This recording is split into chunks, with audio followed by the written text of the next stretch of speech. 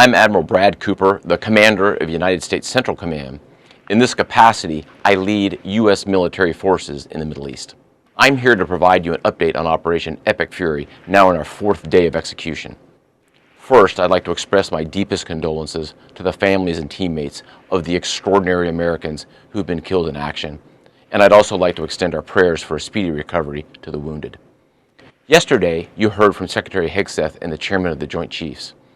Today, I'd like to give you an operational update on where we are and provide you with some key facts. By order of the President of the United States and the Secretary of War, our military in the Middle East is undertaking an unprecedented operation to eliminate Iran's ability to threaten Americans, as they've been doing for nearly half a century. Having spent more than 36 years in the military, I could not be prouder of America's sons and daughters in uniform who are answering the call. More than 50,000 troops, 200 fighters, 2 aircraft carriers, and bombers from the United States are participating in this operation, and more capability is on the way. These forces bring a massive amount of firepower, representing the largest buildup by the U.S. in the Middle East in a generation. In the opening hours of Operation Epic Fury, U.S. Central Command forces, together with Israel, delivered overwhelming and unprecedented strikes into Iran. Many of you may remember the shock and awe strikes of 2003. The first 24 hours of this operation were nearly double the scale, and we continue with 24/7 strikes into Iran from seabed to space and cyberspace. Now, we're less than 100 hours into this operation, and we've already struck nearly 2,000 targets with more than 2,000 munitions. We have severely degraded Iran's air defenses and destroyed hundreds of Iran's ballistic missiles, launchers, and drones. And in simple terms, we're focused on shooting all the things that can shoot at us. Our B-2 bombers and B-1 bombers have executed uncontested surgical strikes against multiple missile facilities deep inside Iran. And then just last night, a B-52 bomber force struck ballistic missile and command and control posts.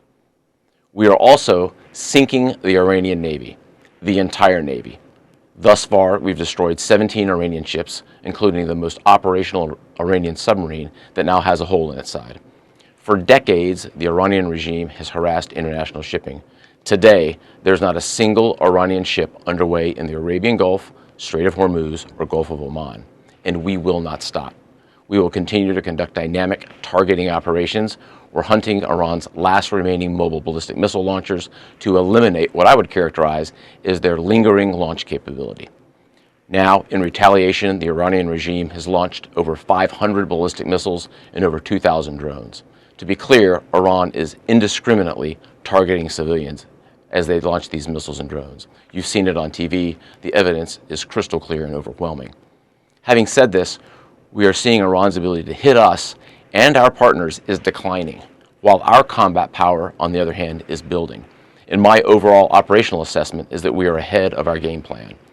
Along the way, every single branch of our military is achieving unprecedented success. I'll talk about just a few of them. Our naval forces have deployed multiple waves of cruise missiles, obliterating Iranian command and control and air defense capabilities. From 2 aircraft carrier strike groups, we're squeezing Iran from the sea and have them backed into their own ports. U.S. air forces are doing what they do best, executing a high volume of airstrikes right into Iran. Operationally, the 2 most powerful air forces in the world, the U.S. and Israel, are dominating the skies of the world's largest state sponsor of terror. Our U.S. Army soldiers are defending ourselves and our partners, and in a historic first, the U.S. Army fired long-range precision strike missiles called PRISMs in combat, providing an unrivaled deep strike capability. Also for the first time, U.S. Central Command's drone task force, called Task Force Scorpion Strike, launched countless one-way attack drones, achieving massive effects. I'd like to point out these drones were originally an Iranian design. We took them back to America, made them better, and fired them right back at Iran. I just could not be prouder of our men and women in uniform, leveraging innovation to create dilemmas for the enemy. There is no adversary too determined, no mission too difficult for the great soldiers, sailors, airmen, Marines, Guardians, and Coast Guardsmen that make up the most powerful military the world has ever seen. Our military objectives are crystal clear, and our people are executing an immensely complex and historic mission with relentless lethality, conviction, and professionalism. And we've just begun. but I have the utmost confidence that we, alongside our partners, will absolutely achieve our military objectives.